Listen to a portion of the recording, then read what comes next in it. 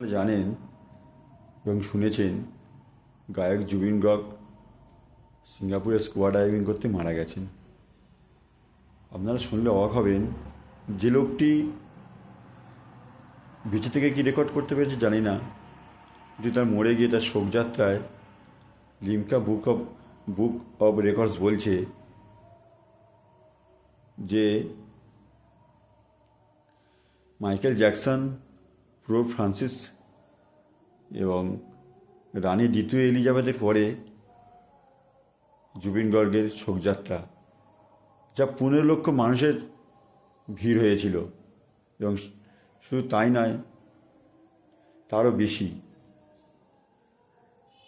আপনারা ভাবতে পারছেন একটা মানুষ কতটা মানুষের হৃদয়ের মধ্যে ছিল, যে বাইরে থেকে বোঝা যেত না।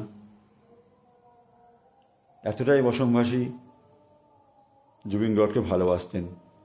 ভাবা যায় যে মানুষটি সবসময় পর্দার আড়ালে থেকে গেছে, আজ তার শোকযাত্রা পুরো ভারতবাসী কাঁদছে।